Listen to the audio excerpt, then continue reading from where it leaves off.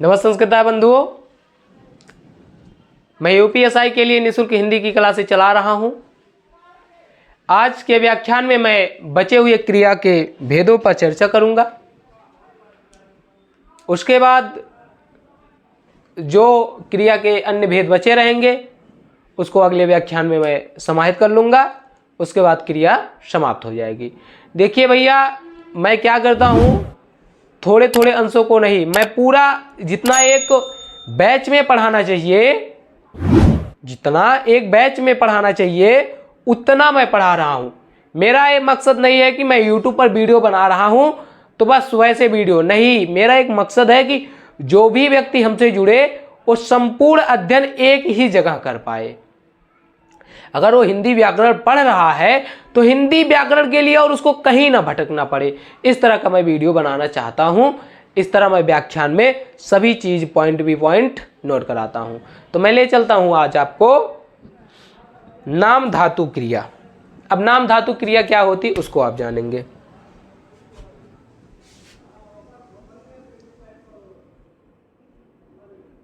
नाम धातु क्रिया। अब मित्र, नाम धातु क्रिया होती क्या है, इस पे आपको चर्चा करनी है। मैं आपको सरल शब्दों में बता दूं, जो धातु संज्ञा सर्वनाम या विशेषण से बनती है, जो धातु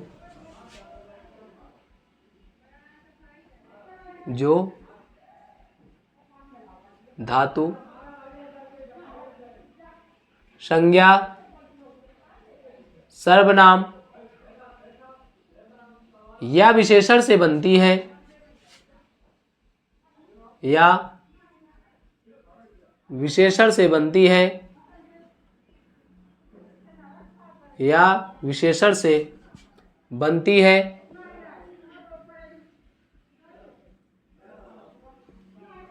या विशेषण से बनती है, उसे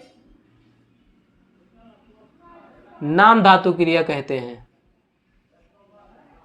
उसे नाम धातु क्रिया कहते हैं। अब आपने नाम धातु क्रिया के बारे में जाना। हमने आपको बताया भैया कि जो धातु संज्ञा सर्वनाम या विशेषण से बनती है उसे नाम धातु क्रिया कहते हैं। अब कहेंगे कैसे? कहेंगे भैया हाथ क्या है?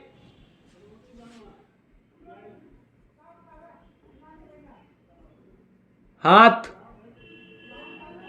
और बात, ये हाथ और बात क्या है भैया? ये है संज्ञा। ये क्या है? संज्ञा। परिभाषा बता रहा है, संज्ञा से, सर्वनाम से, विशेषण से। जो धातु संज्ञा सर्वनाम विशेषण से बनती है वही क्या होती है? अब बात से क्या होगा? बतियाना हो जाएगा। बात से क्या होगा? बतियाना हो जाएगा। हाथ से क्या होगा? हथियाना हो जाएगा। ठीक। और ये तो हुआ संज्ञा से। ठीक। और अपना से, अब सर्वनाम से क्या होगा? अपना से अपनाना। अपना से अपनाना। ठीक है। अब ऐसे और सब कैसे बनता है इसको भी मैं आपको बता दूं। जैसे 60 से सठियाना,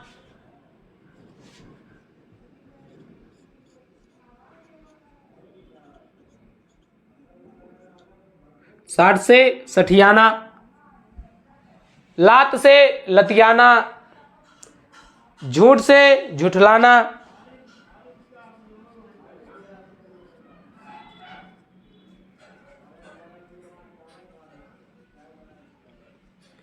मित्र आपको ऐसे ऐसे शब्द दे दिया जाएगा कि झुठलाना, इसमें कौन सा विशेषण है, तो आप जब पढ़े रहेंगे तब आप उत्तर में बता पाएंगे।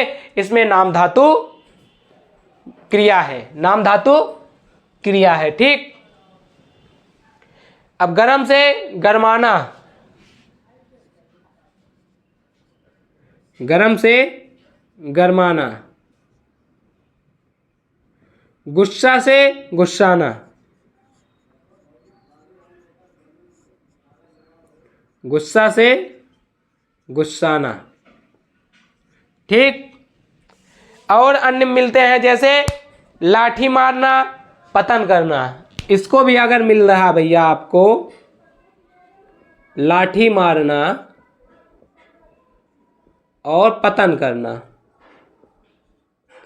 पतन करना। ठीक, दुख रहना, निरोग होना, दुख रहना, निरोग होना, निरोग रहना। ये सब नाम धातु क्रिया के अंतर्गत आ जाएगी। ठीक है, ये सब किसके अंतर्गत आ जाएगी? नाम धातु क्रिया के अंतर्गत। अब मैं आपको ले चलता हूं कहां? प्रेरणार्थक क्रिया। अब प्रेरणार्थक क्रिया क्या होती है, इसमें भी प्रथम प्रेरणार्थक और द्वितीय प्रेरणार्थक क्या होती है, इसको मैं बताऊंगा। इसको आप नोट कर लेंगे।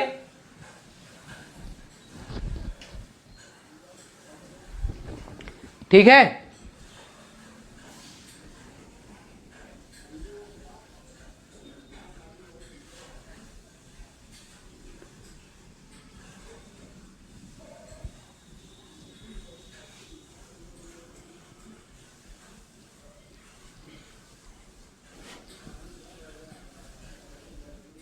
अब प्रेरणार्थक क्रिया क्या होती है मित्र, उसको आप जानेंगे। प्रेरणार्थक क्रिया,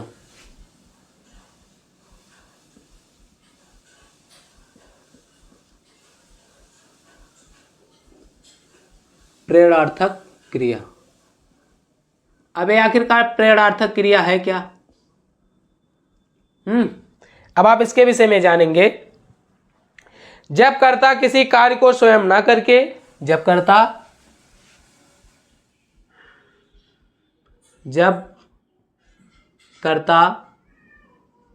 किसी कार्य को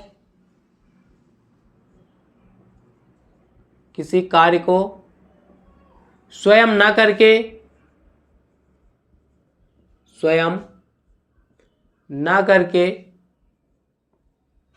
जब स्वयं कोई क्रिया जो करता है, स्वयं कोई काम ना करके जब वो दूसरे से काम करवाएगा, वही प्रेरणार्थक क्रिया होती है।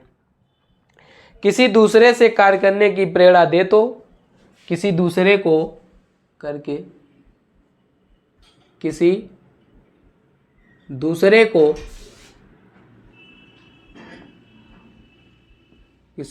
को कार्य करने की प्रेरणा दे तो, कार्य करने की प्रेरणा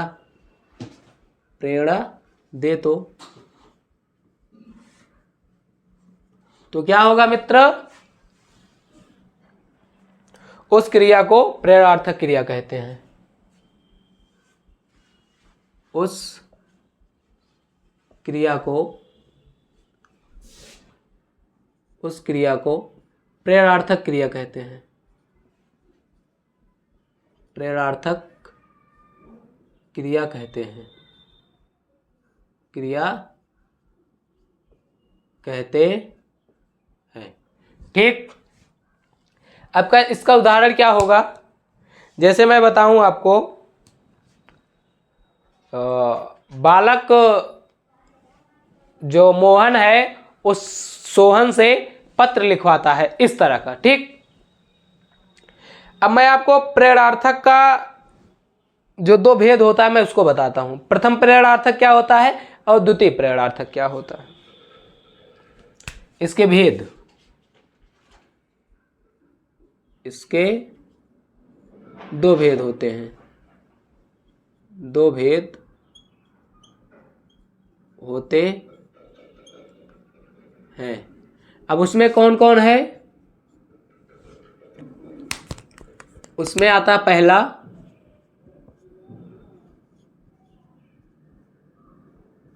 प्रथम प्रेरणार्थक, प्रथम प्रेरणार्थक, हाँ, और द्वितीय प्रेरणार्थक। अब प्रथम प्रेरणार्थक क्या होता है उसको आप जान लेंगे। क्रिया का वह रूप जिसमें कर्ता स्वयं, क्रिया का वह रूप जिसमें कर्ता स्वयं,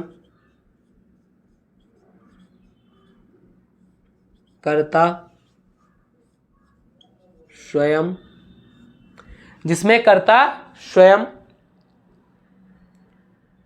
भी कार्य में सम्मिलित होता है, स्वयं भी कार्य में सम्मिलित होता है, सम्मिलित होता है, ठीक है, कार्य में वो भी सम्मिलित होता है। सम्मिलित होता हुआ कार्य करता है, सम्मिलित होता हुआ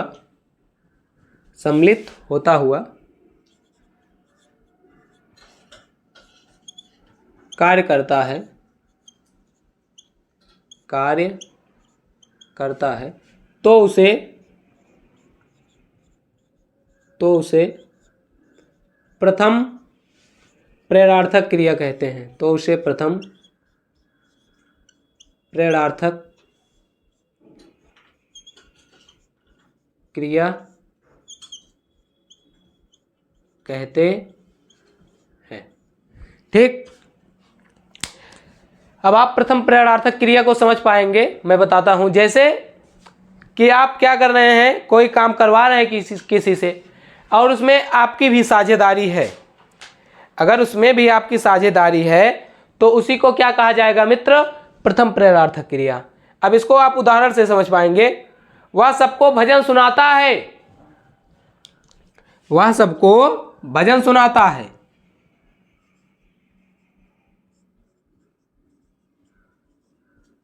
सबको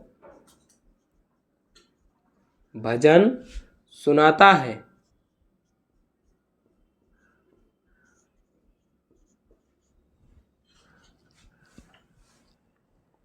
महेश बच्चों को रुलाता है, महेश क्या कर रहा है, बच्चों को रुला रहा है।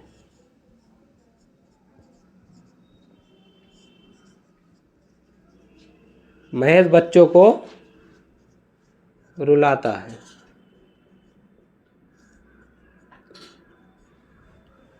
इसमें रोना क्रिया बच्चों का हो रहा है ना। बच्चे क्या कर रहे हैं, रो रहे हैं, मगर रुला कौन रहा है, भैया महेश। यहां साधक लोग भजन सुन रहे हैं मगर सुना कौन रहा है, वह है कोई व्यक्ति जो सबको भजन सुना रहा है, ठीक। तो उसके बाद आपको मिलेगा द्वितीय प्रेरणार्थक क्रिया। इसमें क्या होगी इसको भी मैं बताता हूं। रवि सभी को भाषण सुनाया, ऐसा मिलेगा, ठीक। अब आपको मैं बताता हूं द्वितीय प्रेरणार्थक क्रिया क्या होती है। आप इसको मिटाएं, मतलब मैं मिटा रहा हूं, आप इसको समझ पाए होंगे, ठीक है।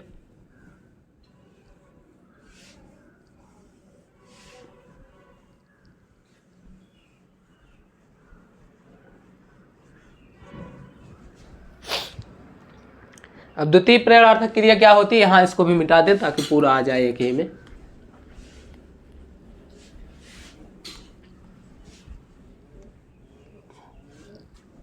प्रेरणार्थक क्रिया अब यहां लिख देंगे द्वितीय प्रेरणार्थक क्रिया, ठीक। द्वितीय प्रेरणार्थक क्रिया।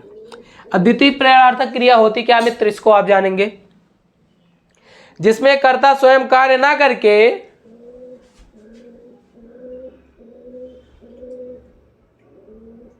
जिसमें कर्ता स्वयं कार्य ना करके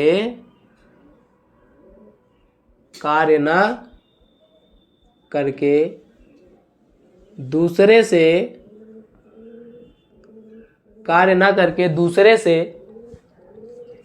दूसरे को कार्य करने की प्रेरणा देता है, दूसरे को कार्य करने की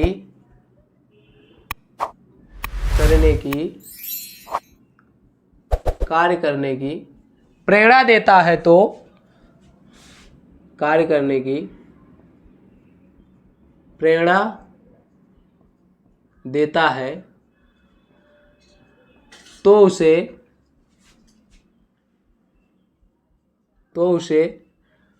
द्वितीय प्रेरणार्थक क्रिया कहते हैं। तो उसे द्वितीय प्रेरणार्थक क्रिया कहते हैं। तो उसे द्वितीय प्रेरणार्थक क्रिया कहते हैं। तो उसे द्वितीय प्रेरणार्थक क्रिया कहते हैं। ठीक, इतनी बात आपको समझ में आ गई ना।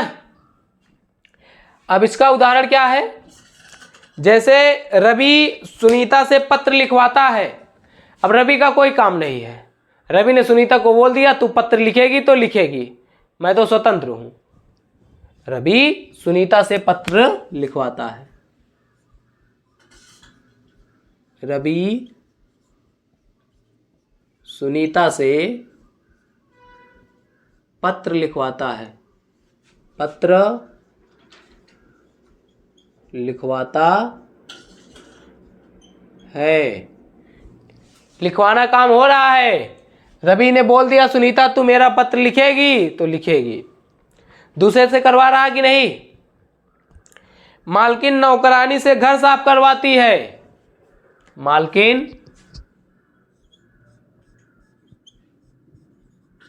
मालकिन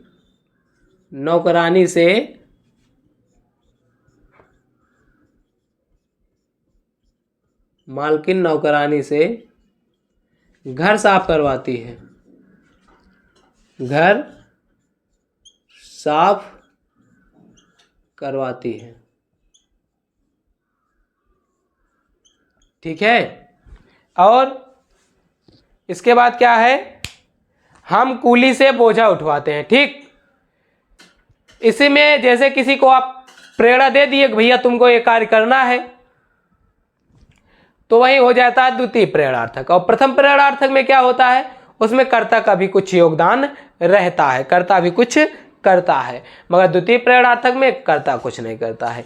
एक डायग्राम के माध्यम से आप बता देंगे आपको कि प्रथम प्रेरणार्थक कब होती है और द्वितीय प्रेरणार्थक कब होती है। आप उस डायग्राम को बनाएंगे। ठीक है।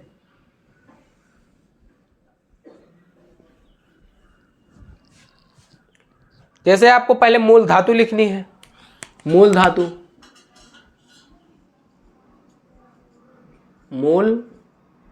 धातु अब आपको लिखना प्रथम प्रेरणार्थक।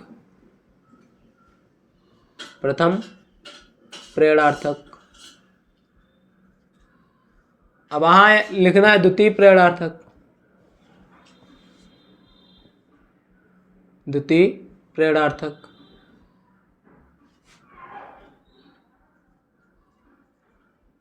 द्वितीय प्रेरणार्थक। ठीक, अब क्या होगा मित्र, आपको लिखना पड़ेगा मूल में उठना।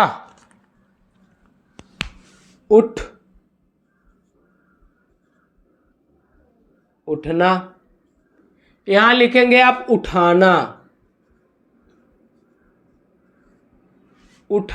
अब यहां लिखेंगे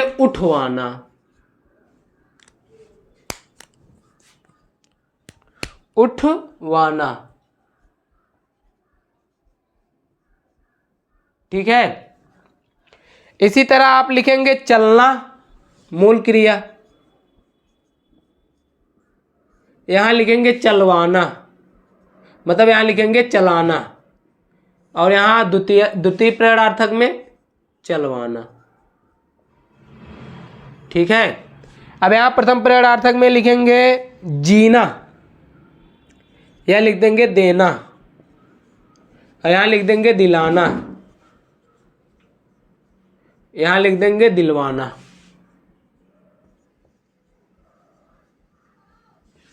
ठीक, अब फिर आप लिखेंगे सोना,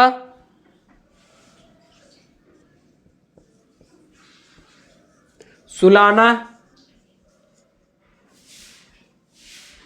और लिख देंगे सुलवाना।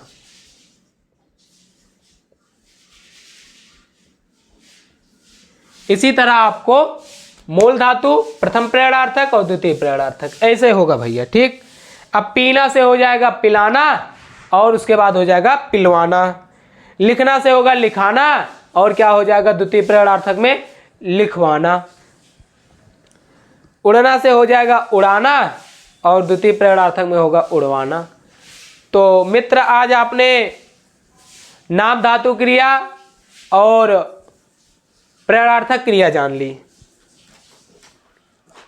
और उसके बाद पूर्वकालिक क्रिया मैं आपको बता देता हूं और उसके बाद अगले व्याख्यान में कुछ बची हुई क्रियाओं को बताऊंगा। आज एक क्रिया और बता देता हूं जिसका नाम है पूर्वकालिक क्रिया। ठीक,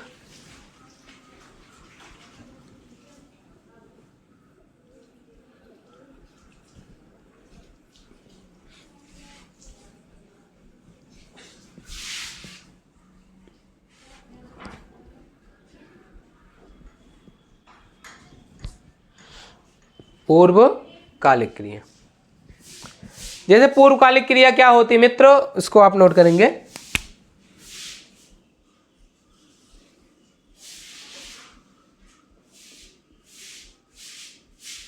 पूर्वकालिक क्रिया। ठीक, अब ये पूर्वकालिक क्रिया है क्या? जब कर्ता एक क्रिया को समाप्त कर, जब कर्ता एक क्रिया को समाप्त कर, एक क्रिया को समाप्त कर, एक क्रिया को समाप्त कर, जब कर्ता क्या करे, एक क्रिया को समाप्त कर दूसरी क्रिया करना प्रारंभ करता है, दूसरी क्रिया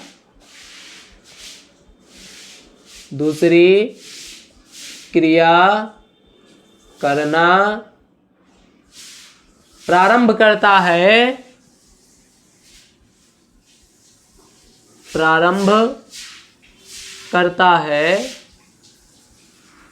तो उसे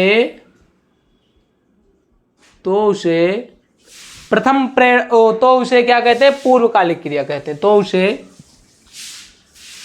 पूर्व तब पहली क्रिया को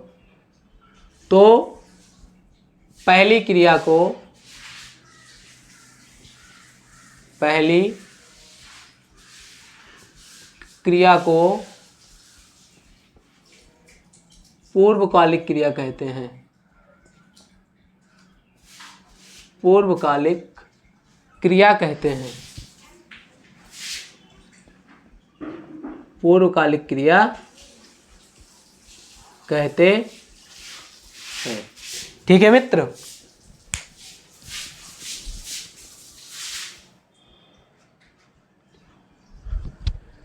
इसका उदाहरण क्या है? यह जो होता है कर शब्द लगाने से बनता है। अगर आप कर शब्द लगा देंगे तो क्या होगा? वही बनेगा। जैसे मैं कहूं कि मीरा रोकर चुप हो गई। अब आपको जो रोकर है ना, वही है पूर्वकालिक क्रिया। पहले उसने क्या किया? पहले तो खूब रोया, उसके बाद वह चुप हो गई। मीरा क्या हुआ भैया? रोकर चुप हो गई। मीरा रोकर चुप हो गई।